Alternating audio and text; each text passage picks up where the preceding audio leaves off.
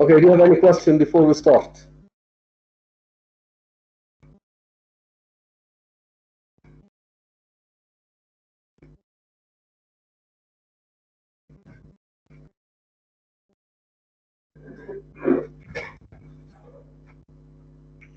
No.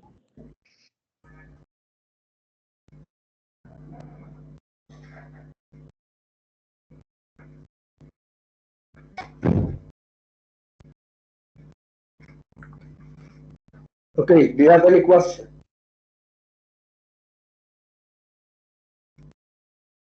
No, doctor, no. Okay, say no. I have been waiting for almost a minute. Okay, last time I left the discussion off at the beginning of the chapter that deals with how to write a research paper, right? I said the first thing that you have to do is that you have to choose a topic, right? And I said Yes, at the very doctor. beginning, you come up with a broad subject, then you narrow it down to a specific topic. And this discussion led us to the end of the session, at which I was talking about the Merchant of Venice, and I said you narrow down your subject on Shakespeare, from Shakespeare to his plays, from his plays to his comedies, from his comedies to, let's say, the Merchant of Venice, and which is in fact a black comedy as we call it. And a black comedy is a comedy that makes fun of the follies of the upper social classes.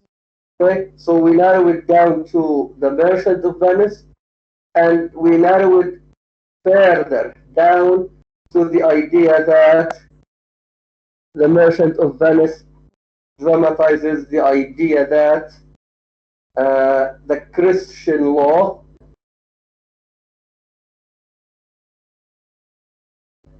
maintains that the purpose of law is to preserve life on earth, not to punish the sinner.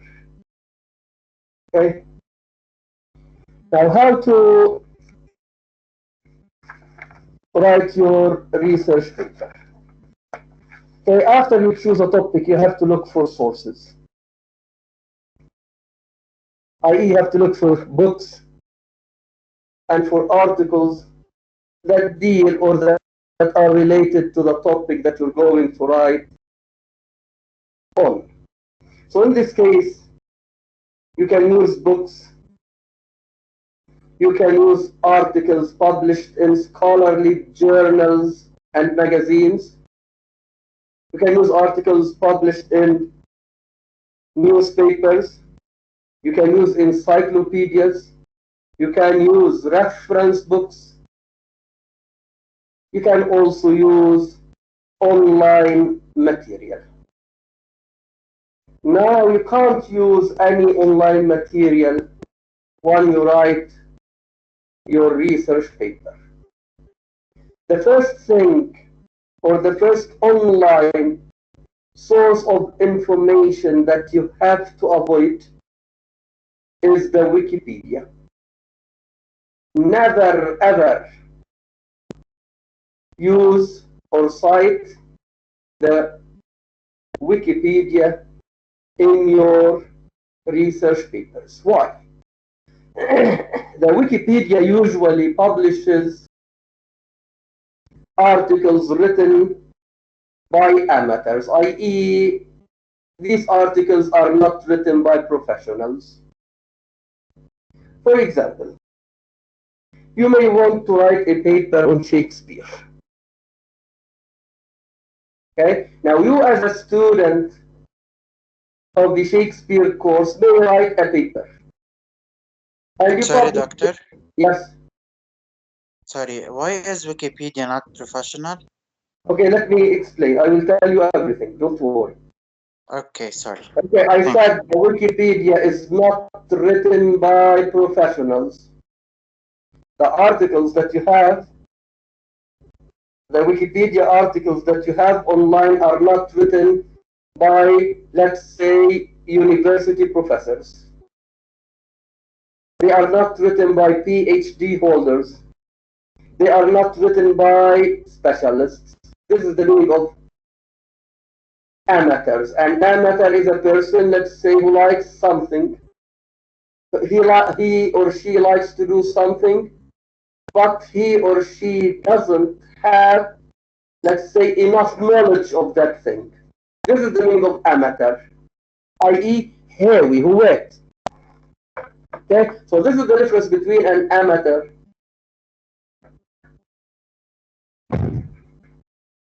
and a professional. Amateur is spelled A-M-A-T-U-R. Amateur, i.e., someone who is not professional. So, for example, you as a student may write a paper on Shakespeare. You publish it on the Wikipedia. So you are not an authority on Shakespeare. That's why I say you are an amateur. To be an authority on Shakespeare means that you are specialized in Shakespeare, or you have done a lot of studies and readings on Shakespeare. So this is the meaning of the professional. Okay? Now, let's say in the West,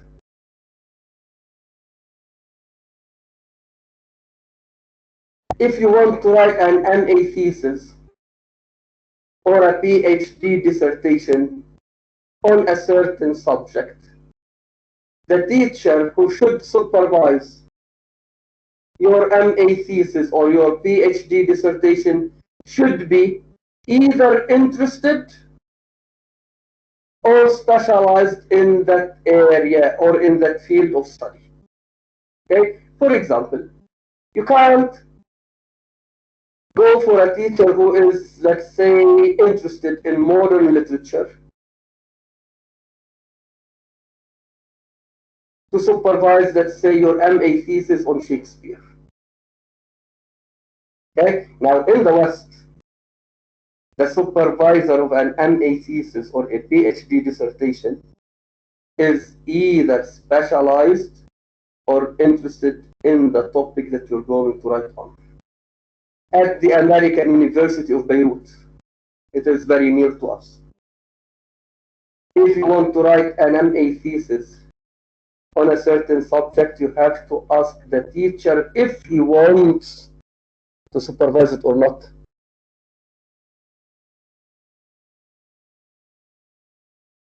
Okay, when I was an MA student at AUB, I wrote on Oscar Wilde. The teacher or the supervisor or the professor who supervised my MA thesis was specialized in Oscar Wilde. He wrote his PhD on Oscar Wilde.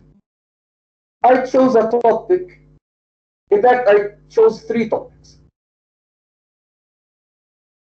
One of the 3 topics was related to Oscar Wilde and deconstruction, i.e. to Derrida, who is the founder of deconstruction, which is a postmodern literary theory.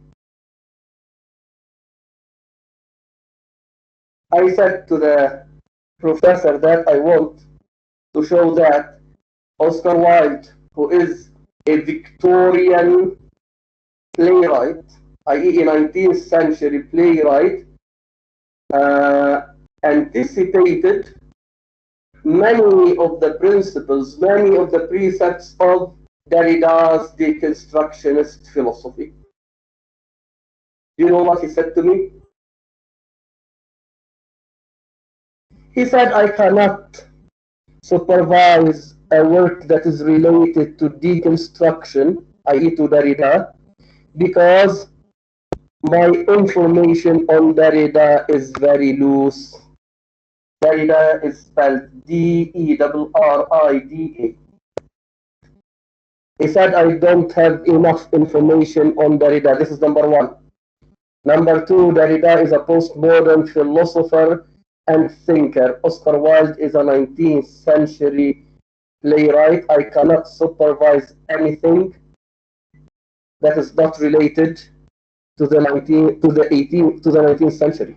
He says I can supervise anything that is related to the 19th century, from the Romantic movement to the beginning of World War I in 1915 or 14.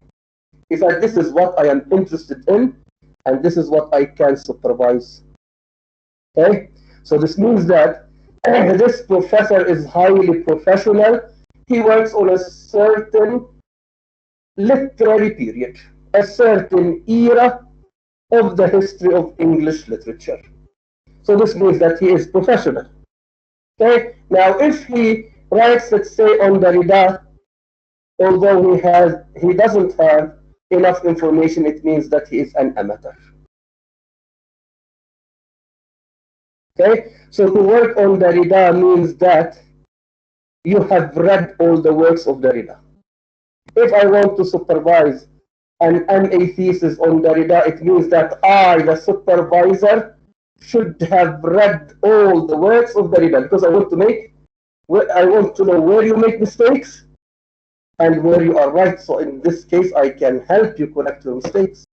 So if I am not familiar with Derrida, you may make mistakes, and I may take these mistakes for facts.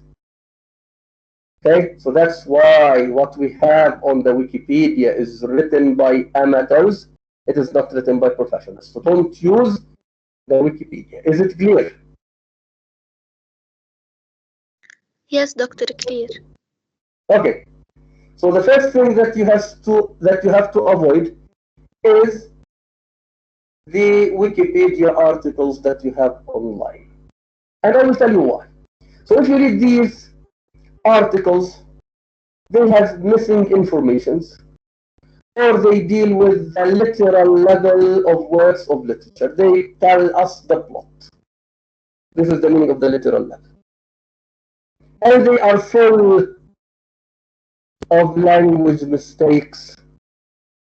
And if they are not full of language mistakes, they have weak structure. And they are not documented properly. So this is the first thing that you have to avoid using. Okay. Now the online material that you can use is the material that is published on websites that are sponsored by governments or universities. Okay, so the websites that you can use are those that are sponsored by governments and universities. How do you know that this website is sponsored by a government or by a university? Okay, so when you read the address of this website, you have at the end of the address, let's say .edu or .gov. So .edu means education. So it means that this is an educational body that sponsors this website. .gov, so gov stands for government. So it means that a certain government or a certain governmental agency sponsors this website. So a university and a government cannot publish unauthentic articles. So you can use these websites. You can also use PDFs.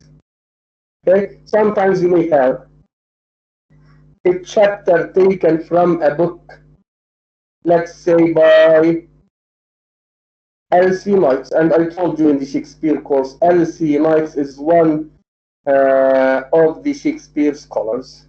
He is specialized in Shakespeare.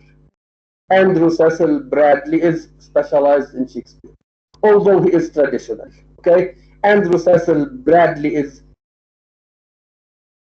traditional because he published his book, I think, either in the 1910s or in the 1920s. It is one of the earliest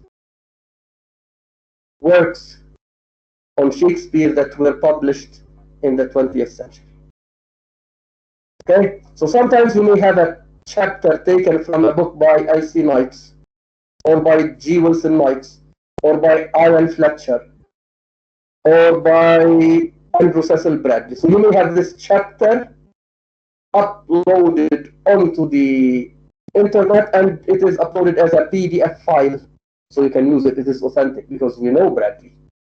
Okay, so almost all the articles that appear online in the form of PDF files are authentic. So can you use them? You can use these, the PDF files, the websites that are sponsored by governments and by universities. And if you have an article but by a well-known author, you can use it. Okay? So if you have an article by Edward Said, even if it is not, let's say, if the address doesn't have .edu or .gov, you have to use it, because we know that Edward Said is one of the major critics of the 20th century. Okay, so if you have an article by Salman Rushdie is also a well-known critic, you can also use it. Okay, so you either choose articles published by well-known critics, i.e. critics that are known to you, or you can use articles that are published online, and these, or they are taken from websites that are sponsored by governments or universities. Sometimes you have scholarly journals that are published online.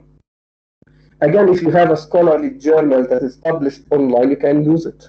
Okay, so you may have a title like a scholarly journal published online, or an online scholarly journal. Use the articles that you have in these journals. Okay, so you may have scholarly journals that are published online, PDF files, and websites that are sponsored by governments and universities, or articles or chapters written by well-known critics, and they may appear usually online. And sometimes you may have a whole book written by a well-known critic. Okay, you can use it. Okay, so this is what you can use online. Now, I said you have, yes. Sometimes on YouTube there are professors that provide lectures online about some topics. Okay. Can we use them? If you have written material, it would be better.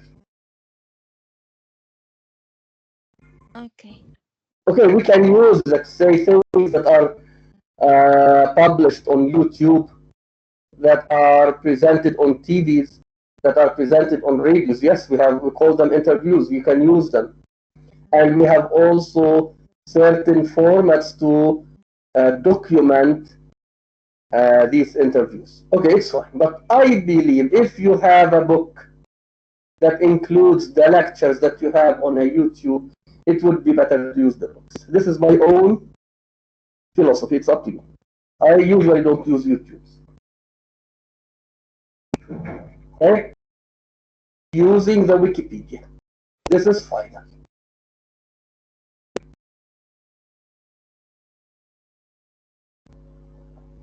Okay?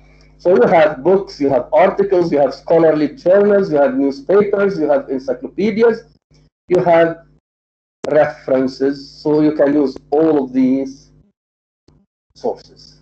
Is it clear? Yes.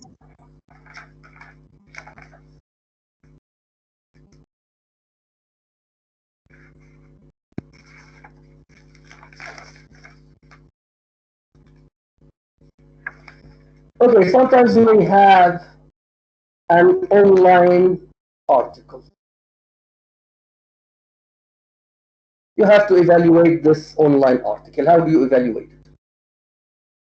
If the article has a lot of language mistakes, such as grammar mistakes, spelling mistakes, structure mistakes, punctuation mistakes, don't use it. Okay? don't use an online article that has language mistakes of all sorts. Don't use an online article that is accompanied with ads. So sometimes you may have the article, and to the right and to the left of the article, you have many ads. Don't use it. So it seems that this site is not an authentic site.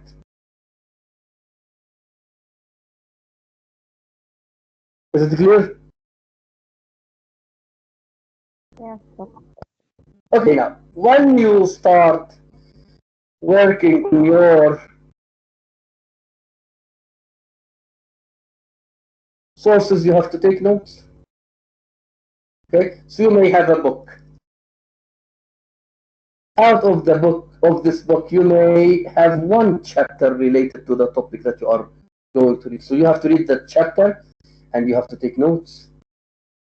So read it, understand it, take notes. So in this case, you either paraphrase the notes, you may summarize them, or you take the notes as they are. Because later on, when you start writing your research paper, you have to refer to these notes. So it is better to, let's say, we usually ask the students to use what we call note cards, and you buy them from a bookstore. Okay, I'm not going to ask you to buy note cards. So instead of buying note cards, you might buy a notebook, and you write your notes in that notebook. So you write, let's say, the title of the article that you're reading, or the title of the book, the name of the author, the date of its publication, and the number of the page on which the information that you have taken occurs. Okay, so let's say you may have a book that runs into 200 pages, and you take from this book, let's say, 4 or 5 ideas.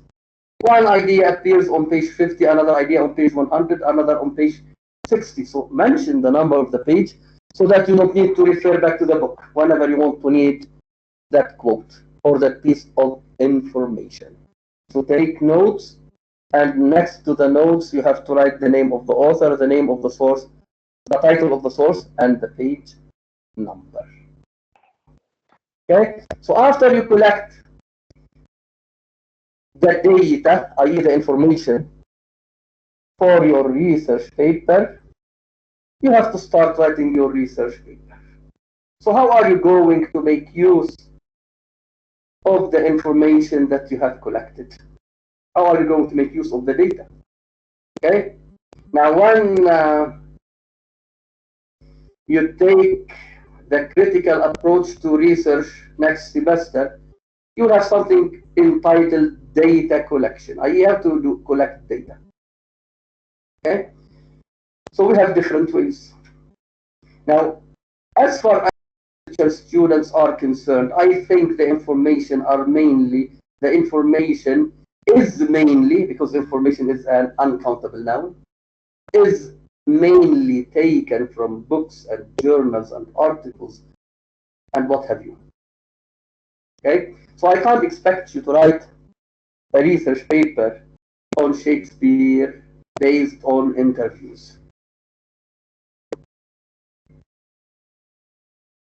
Okay, now if Shakespeare is still Sorry, alive, doctor. yes. Are we following on the book or not? You may have it in the book. I'm discussing everything related to how to write a research paper. Yes, some of them are mentioned in the book. So don't expect me to say that it is page 67 in the book. This is not my way of teaching. If you are not familiar with me, because those who used to attend my classes at university know that I don't lecture from the books. I lecture from memory. Okay? So if you want to follow the book, read the chapter at the end of the session. Okay, I was saying something. You interrupted my train of thought. Okay, I said, I don't expect you to write a paper on Shakespeare based on interviews So you can't come to me and ask me about the Merchant of Venice and take my point of view. Because, or you ask another about the Merchant of Venice and you write your paper. This is wrong. When we use interviews in literature, we use the interviews with the writer himself. Okay? So if you have a book entitled Interviews with Shakespeare, it means that someone or a group of people interviewed William Shakespeare, and this book publishes these interviews, so you can use it. So in this case, you use the interviews with Shakespeare. Because in this case, the interviewer may have asked Shakespeare about, let's say, The Merchant of Venice. So in this case, Shakespeare tells the interviewer what he wants to say. Okay? Because sometimes Shakespeare says something or intends to say something, but you as a reader may come up with something completely different. Okay? So you are a scholar, you are a critic, you have critical approaches to literature. You read, let's say, one of Shakespeare's plays, you realize that if you apply this theory to, let's say, The Merchant of Venice, you will come up with this thing. Okay? So in this case, you use the interviews with the writer himself. So if I want to write on Oscar Wilde, I draw on the interviews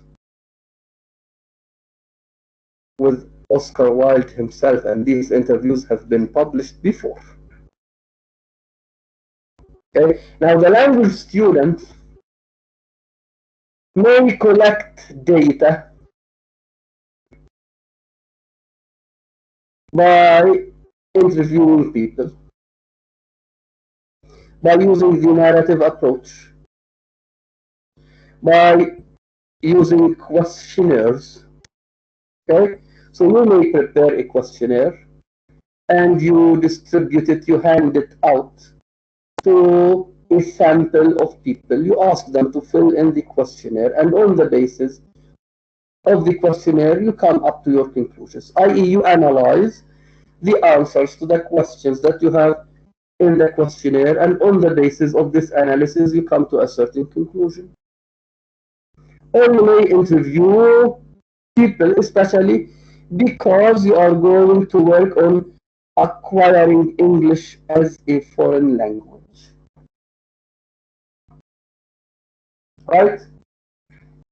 You are studying English, and many of you, I'm sure, will end up majoring in English as a foreign language.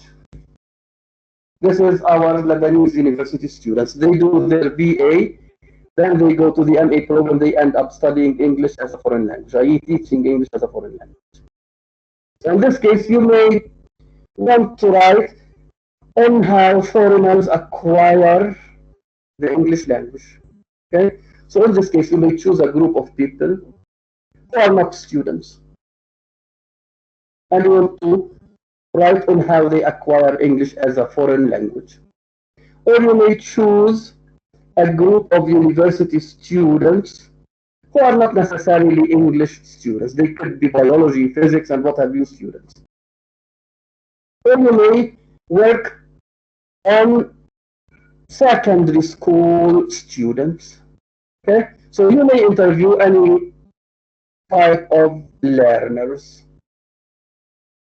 Okay? So you write down the interviews, you analyze the interviews, and you come up with certain findings or certain results. Or you may use the narrative approach. The narrative approach means that you ask the members, the participants, Okay, you ask. لا حاجات من شو على تليفونه ما كان عم بمشي كان عم بفرق. Mute it, please. Mute it. لا درست انا لا عم عرفت كيس كبير خلاص تقريبا كيس كبير الحين. Okay. يلي عم تحكي على التليفون اعملي ميوت لحالك.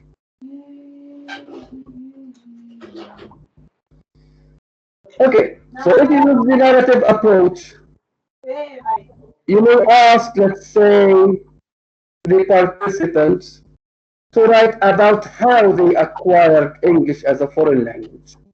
So each one writes about his or her experience of learning the English language. This is what we call the narrative approach. Okay, so these are means of collecting data for a language course. You may have other means. I'm not going to discuss these issues. It is not related to the course, first of all, and it is not related to my major. Okay. Okay, now in this course, your papers will be related to literature. So our analyses will be based on books and articles and what have you. Okay, so this is how you collect data. Now you want to write the paper. What are you going to do with the data that you have collected? How are you going to work it?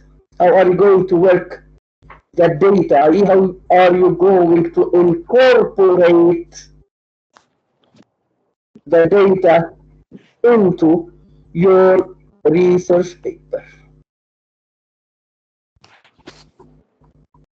يا صبية في وحدة منكم عم تعمل ضجة مبين عندي هاي هلا بر وقفي لي هالضجة اللي معروفة اعملي لي ميوت لحالك.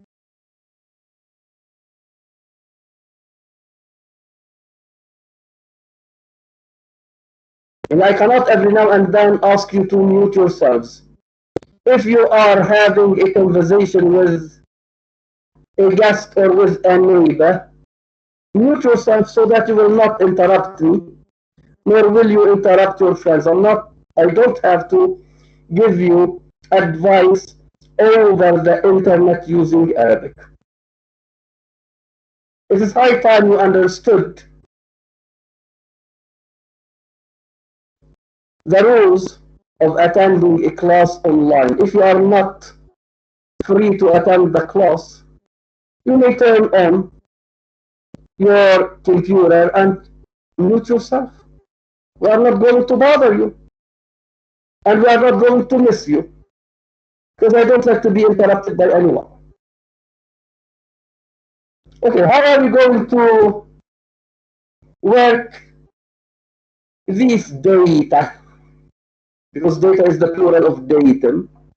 How are we going to incorporate this data into your research paper?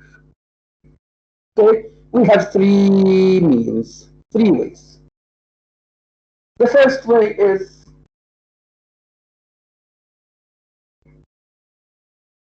let's say number one, paraphrase.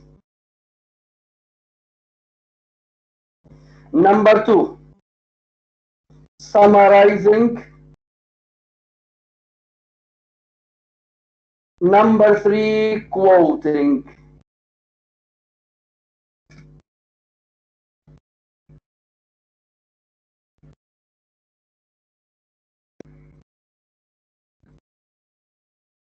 Okay, so we work the data that we collect into our research papers through three ways: paraphrasing, summarizing, quoting. Okay, so when you summarize an idea,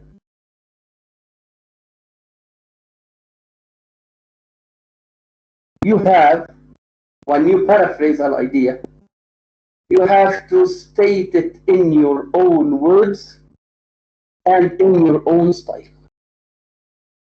Okay, this is it.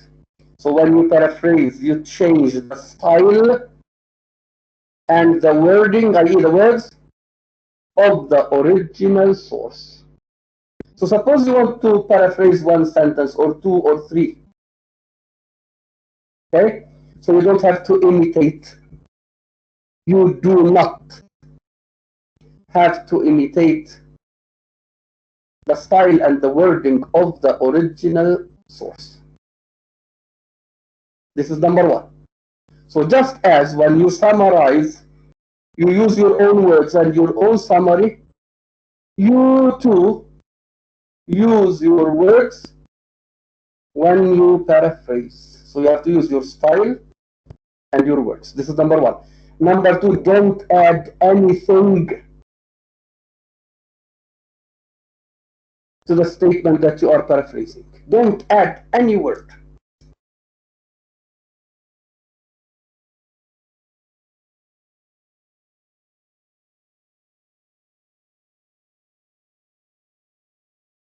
Okay? And don't change the meaning. Make sure that when you paraphrase a certain idea, you don't change the meaning of the idea. Okay? So if you have 3 ideas to paraphrase, I should read 3 ideas. So you have to change the style, you have to change the wording, you don't have to add anything, you don't have to change the meaning. If you have the book, we have on page 71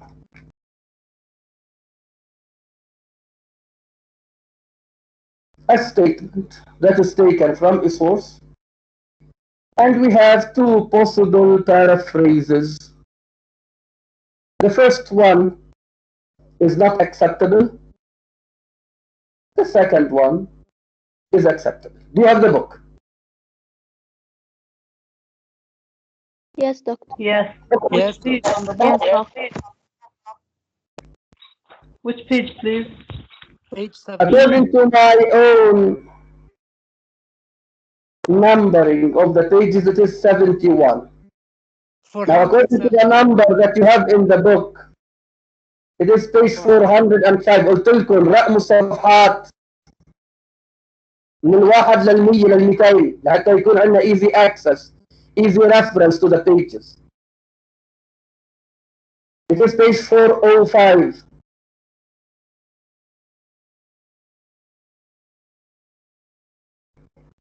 Okay, so we have the material, the statement that is taken from the original source.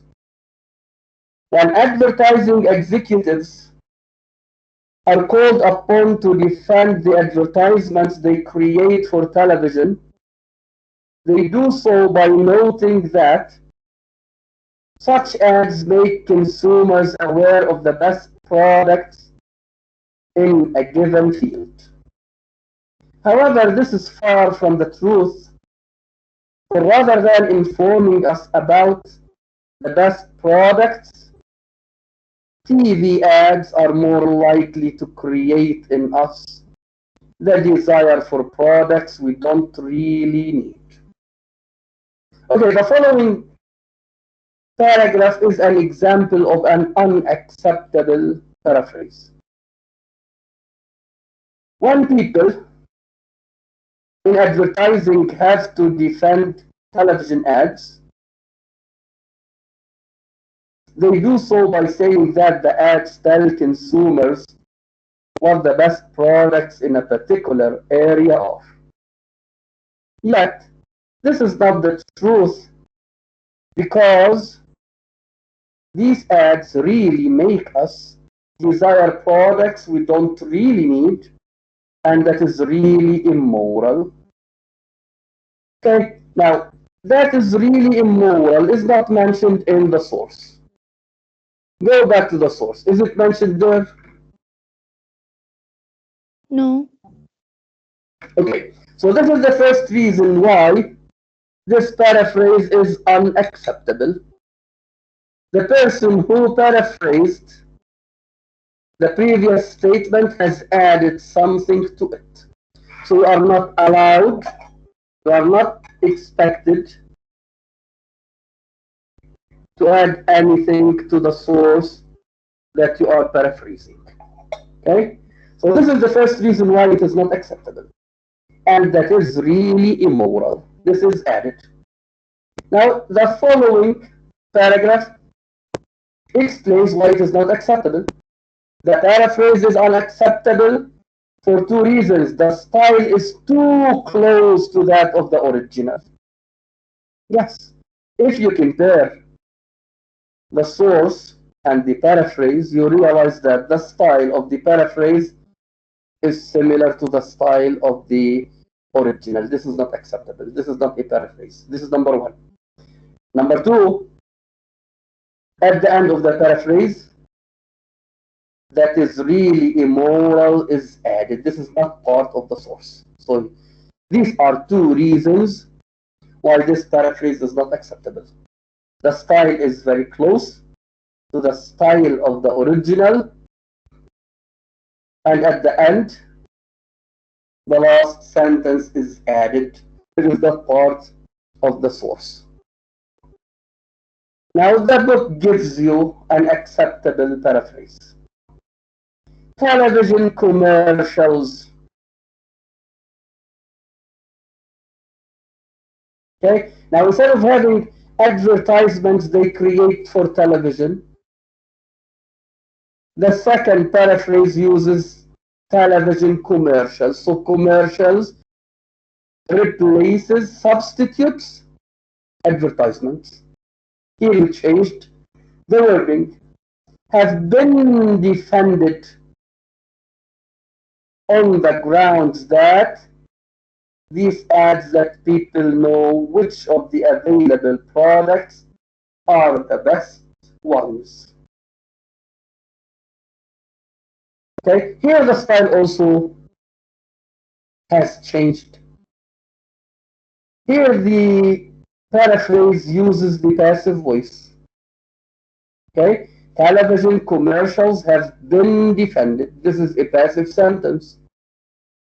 On the grounds that these ads let people know which of the available products are the best ones. If you go back to the original, the first sentence reads as follows: when advertising executives are called upon to defend the advertisements they create for television, they do so, i.e. they defend the advertisements they create for television. This is the active voice. So the active voice that we have in the source is replaced by the passive voice in the paraphrase, and the words are different. Okay? Actually, again, instead of saying this is far from the truth, it is replaced by actually. Actually, this is not really the case.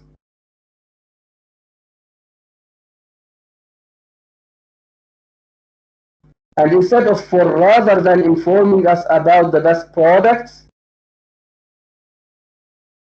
we have instead. Instead, comma, these ads cause people replaces are more likely to create in us. Cause to want instead of need unnecessary products. Okay, so this is how you change the wording and the style, and this is how you don't add anything to the original source. Is it clear? Yes. Okay, the meaning has not been changed and nothing has been added to it. Now, after or at the end of the lecture, go back to this part, read the source carefully, read the unacceptable paraphrase, read the explanation, read the acceptable paraphrase, and the explanation why it is acceptable. So in this case, you master how to paraphrase. And when you want to paraphrase, you have to read the source more than once until you understand it.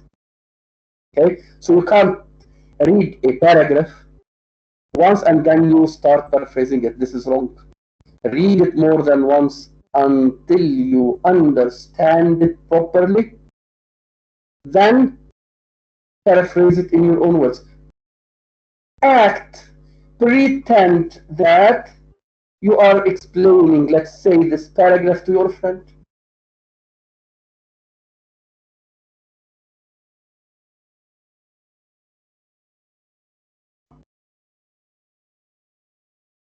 Okay, so read it more than once until you understand it very well, then restate the information in your own words and in your own style. This is how you have to paraphrase. Now, sometimes when you paraphrase, you may take a word or a phrase, maybe a sentence. If you are paraphrasing a long paragraph, you may take a word or a phrase or a sentence as it is. It is fine. I'm not saying that it is wrong. It's fine. But you have to enclose this word or phrase or sentence within quotation marks.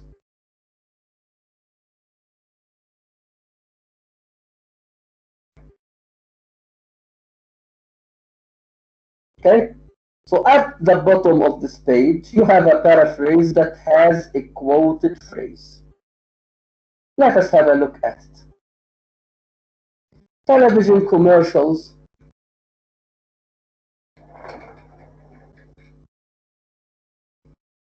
Television commercials have been defended on the grounds that these ads let people know about, and then you have a quotation mark, a double quotation mark, the best products in a given field, period, unquote. Okay, so this means that that phrase has been taken as it is from the original source. So it should be enclosed within quotation marks. Actually, this is not really the case. Instead, these ads cause people to want unnecessary products. This is how you can Doctor, paraphrase. Yes. we don't have to state the page number after the parentheses. Okay. The whole statement is not your own statement. Right? The idea Yes. is not your own idea. The style is yours, supposedly. The wording is yours, but the idea is not yours. Right? At the end of the paraphrase, you have to document. Okay, now the book is showing you how to paraphrase. But if you want to write this paraphrase in your paper, you have to document it. Okay? Now at the end, you have instead these ads cause people to want unnecessary products. Then you add your parenthetical documentation. So within parentheses, you write, if you are a literature student, the number of the page on which this idea occurs. So within parentheses, you write 10, 15, 20, I don't know. Then the period. So the period comes after the parenthetical documentation. This is if you are a literature student. Now, if you are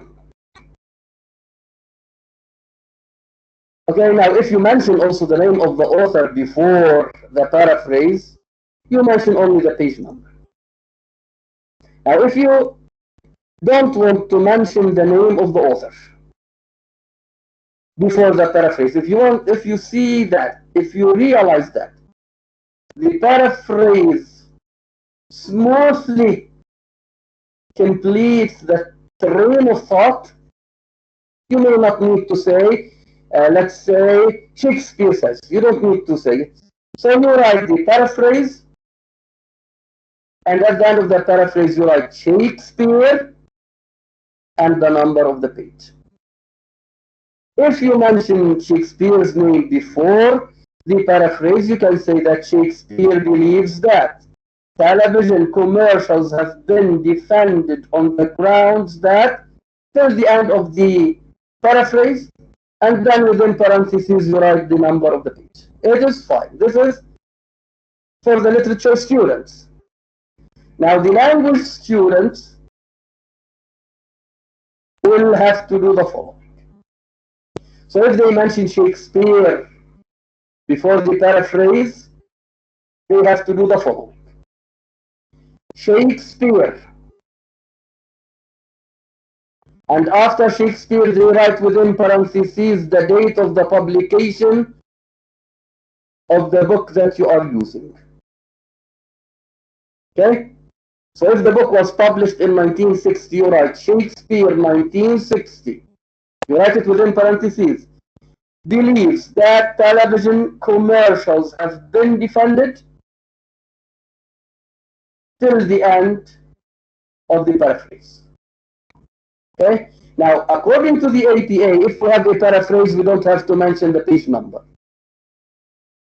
We don't have to mention the page number. So in this case, it is better to write Shakespeare without mentioning the date of the publication after his name. Okay? It is better not to mention the date of the publication after the name of Shakespeare. So you can say Shakespeare believes that television commercials have been defended till the end of the paraphrase, and at the end of the paraphrase you write within parentheses the date of the publication of the source. So you write 1960 period. Is it clear? Doctor, Yes. but I mean if we quote something while paraphrasing and within the paraphrase, should we also put the page number as we do in the summary? No. No, no.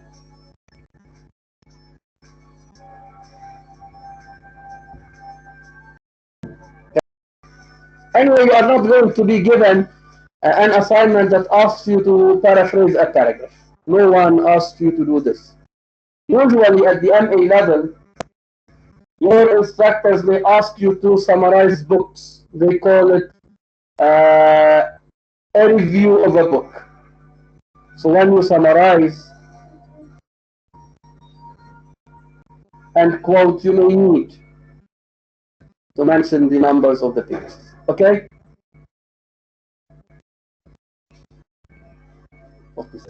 Doctor?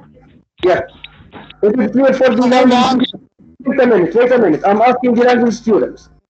So you mentioned Shakespeare's name before the paraphrase. You don't need to mention the date of the publication after his name in this case. Because according to the APA, when you paraphrase, you don't have to mention the number of the page. So you write the date of the publication at the end of the paraphrase. So in order not to mention the date of the publication twice, you'd better mention it at the end of the paraphrase. And the same applies to the summary. Okay?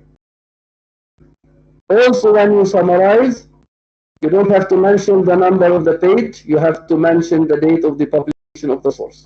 This is according to the APA. According to the MLA, you have to mention the number of the page, whether you paraphrase or summarize or exact. Now, you have a question. Go on. Yes, doctor. How long should a summary be with respect to a certain text? A summary Yes. for a research paper or an MA thesis? A short paragraph. Okay, thank you. Okay, it should be a short paragraph. It should be 3 sentences. But I can't expect a summary that runs into 2 pages.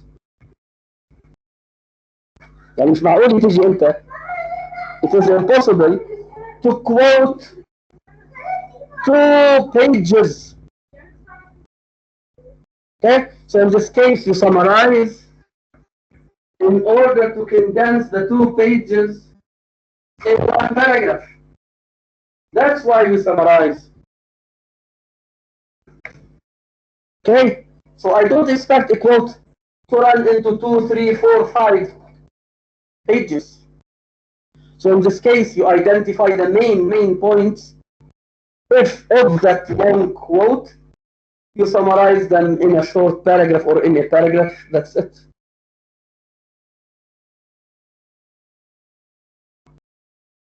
Is it clear? Because I want to read your analysis.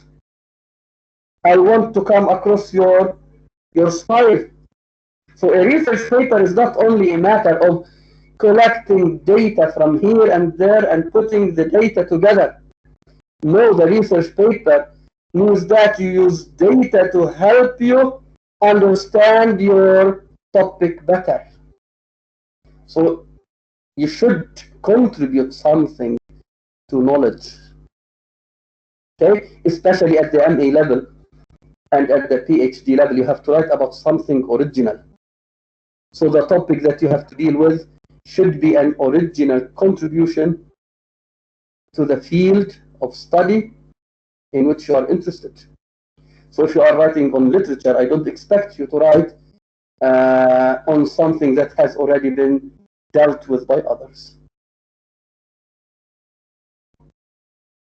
Okay?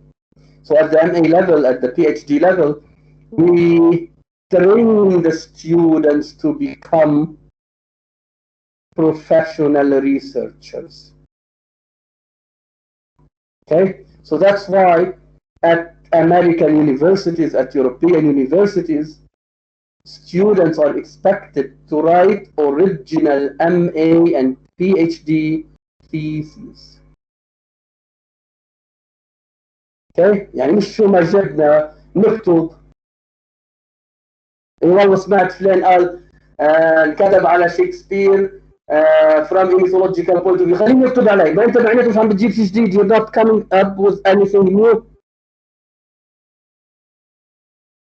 Okay, now at the BA level, we ask you to write research papers. We know that you are not going to be original. Okay, so we ask you to write research paper to train you how to write a well-documented, well-argued, well-presented research paper, to teach you how to use research techniques. Okay, but the MA thesis that you write should be original.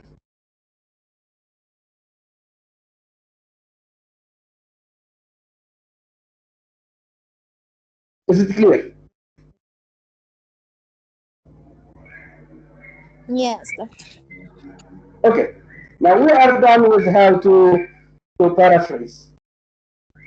The second means of incorporating the data into your paper is quoting. When you quote, you preserve the style of the original source. Okay, so you take a statement or an idea as it is, and you write it within quotation marks. Okay, now there are certain cases in which we may need to change a pronoun, or we may need to change the tense of the verb so that it goes with the overall tense of the paragraph that you are writing. It's fine. So these minor changes are enclosed within square brackets. But usually, quoting means that you take the original statement as it is, without any change. So that's why you have to write it within quotation marks. Okay. Now here in the research paper,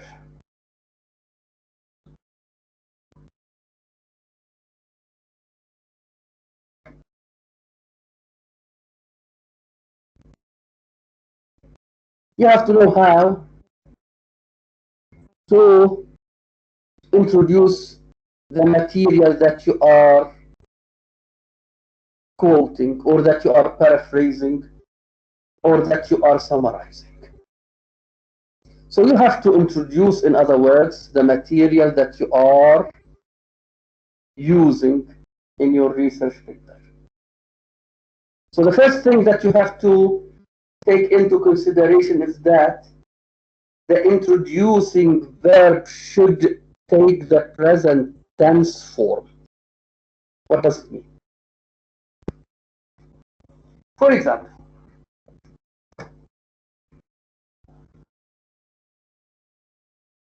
I say,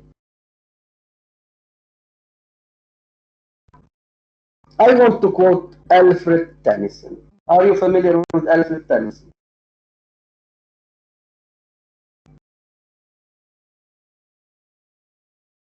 No. What? No. Didn't you study Alfred Tennyson in Romantic and Victorian literature? Okay, let's say I want to quote 2 lines by Alfred Tennyson. I do the following.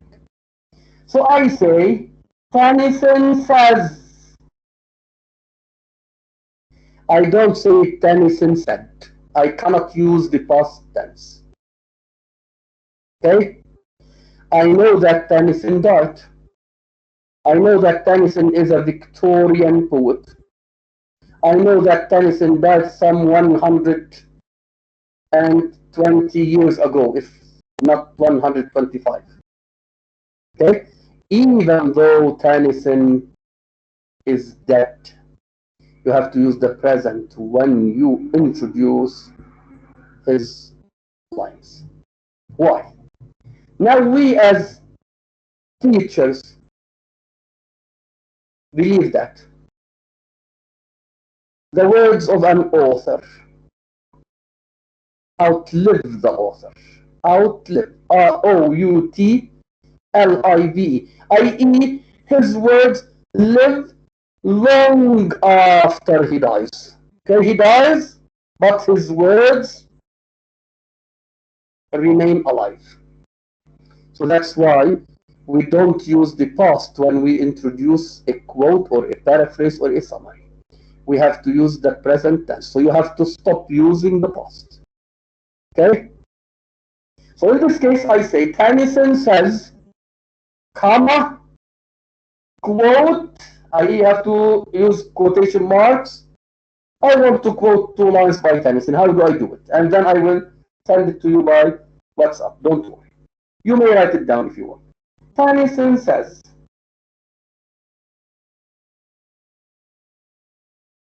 it is 1 line in fact, and was the day of my delight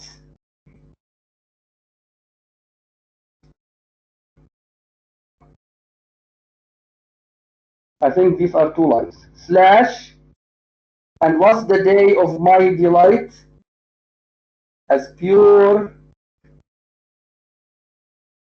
and perfect as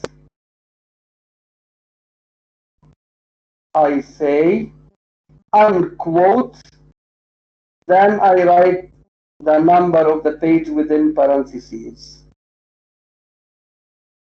Let us say it is page 20. So the APA student writes lowercase p, period, 20, the literature student writes 20 on. Then you have the period after the in-text documentation.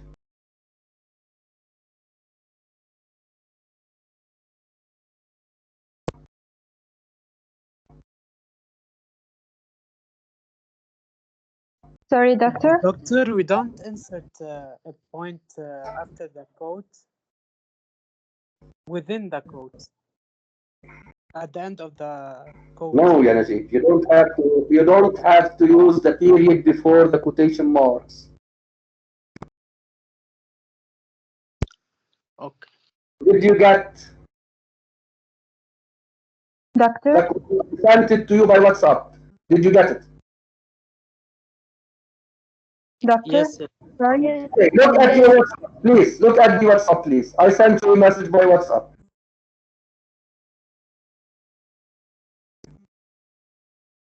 I wrote, Tennyson says, comma. So here you have to use the present. Quote. And since I use says, the quote sounds like the direct speech. So the first word of the quote should be capitalized, even if it is not capitalized in the original. And was the day of my delight. Here you have 2 lines. Then after delight you have a slash. Right? As pure and perfect as I say, unquote. Then within parentheses, you write the number of the page, and after the parentheses you add the period. ما في period بقلب الquotation marks. Is it clear? Yes, doctor. Now, if you are quoting up to 4 lines of poetry, 4 lines, you write the lines successively as I did now. Successively, i.e. one after the other. And you separate the lines with slashes. Here you have the slash. Can you see the slash between delight and as? Yes. Yes, doctor. Okay. The slash means this is the end of the first line and the beginning of the second line. Now, if you have to quote 4 lines, you have to write them in this way. You don't have to write them separately. Now, if you have 5 or more, you write each line on a separate line as they occur on the page. Is it clear? Just on poems, right? Just not on poems, just when you quote poems. Okay? So when you quote verse, you may quote Macbeth. Macbeth is a verse play. So if you quote 4 lines by Macbeth, you have to write them successively, and you have to separate the lines with slashes. Is it clear? Yes, doctor. Okay? Now, in the case of Macbeth or Othello, King Lear, these are verse plays. So we don't mention the page number. You mention the number of the act. You mention the number of the scene. And you mention the numbers of the lines that you have quoted. Okay? So in this case, you write within parentheses. Suppose you are quoting what Macbeth says in Act 1, Scene 1. So within parentheses, you write capital Roman numeral 1, i.e. capital I. It means Act 1, comma, lowercase I, i.e. lowercase Roman number 1. It means Scene 1, comma, and if you quoted 4 lines, let's say line 14, 15, 16, 17, okay? So you write capital I, comma, small I, comma, then 14-17. So this means that from 14 to 17. 14-17. So you don't have to write 14, 15, 16, 17. 14-17. I know that you are quoting from 14 to 17. Is it clear? This is the only Yes, case. doctor. Very clear. This is the only case in which Doctor, can you please repeat it? I said if you are quoting a verse play like Macbeth or Hamlet or Othello, within parentheses, you don't mention the number of the page. You mention the number of the act, and the number of the scene, then the number of the lines. I will write them down and I will send them to you. Suppose you are quoting something that Macbeth says in Act 1. Scene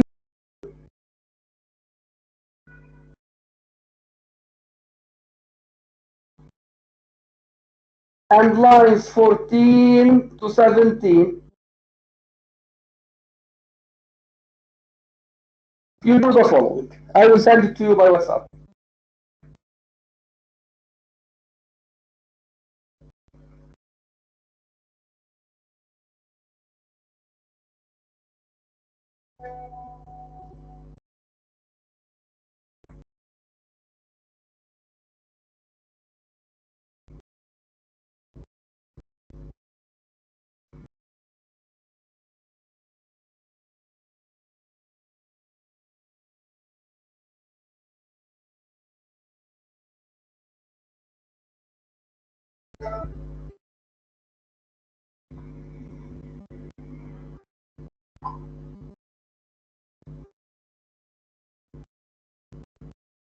Okay, I sent it to you. Look at it. Did you get it? Yes, doctor. Okay. So you have capital I. Capital I, this is Roman number 1. It means Act 1. So the number of the act should be capitalized. Now lowercase I means Roman number 1. It is the number of the scene. Then comma 14-17. These are the lines that you have quoted. I have quoted line 14, 15, 16, 17. You don't have to write 14, 15, 16, 17 as your friends usually do.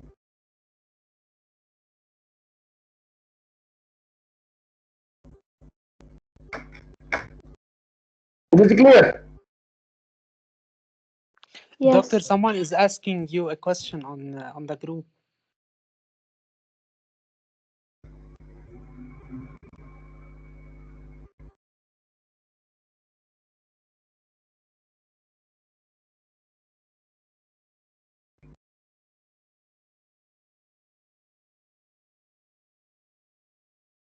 Okay, he wrote, don't we have to put P20 this for language students? Yes, I said. يا عمي والله ما الفكرة 100 مرة. I said if you are a language student, you write lowercase p period 20, and if you are a literature student, you write 20 only. Yes, this is it. And the documentation for a verse play applies to language and to literature students.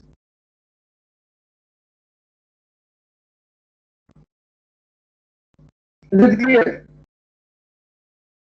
Yes.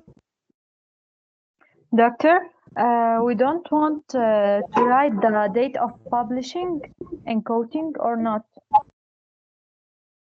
In this case, you mentioned the date of the publication of the text before the quote. So you can say in Macbeth 1982, comma, Macbeth says. Is it clear? If you are a language student.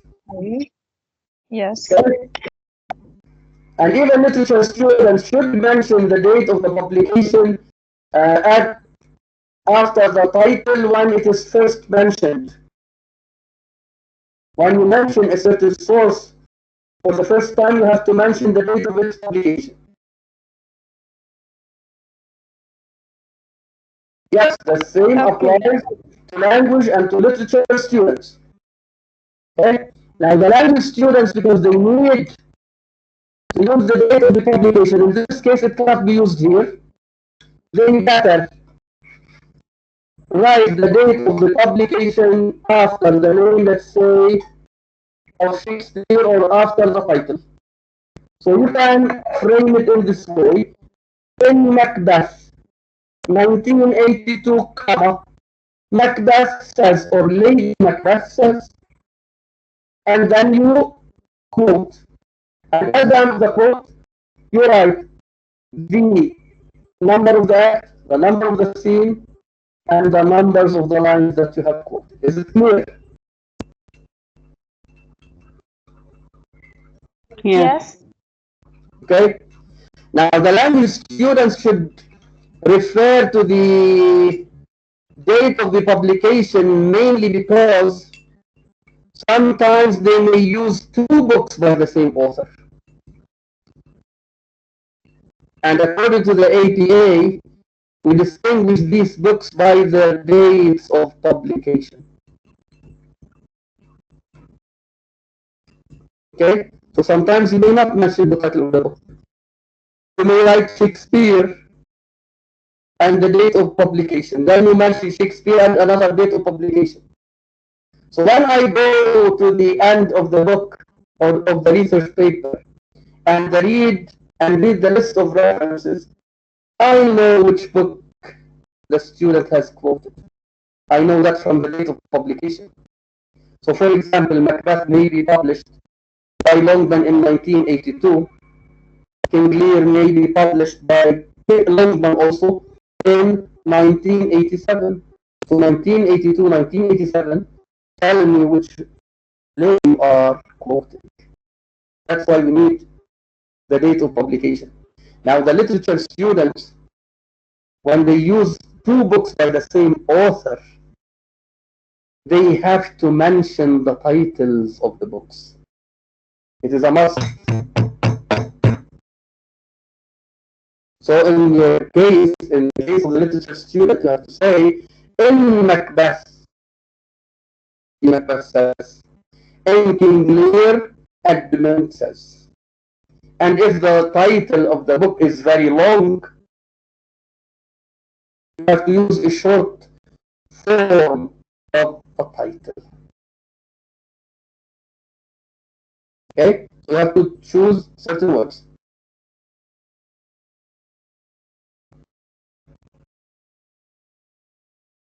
Okay? This is the difference between the APA style sheet and the MLA style sheet. Is it clear?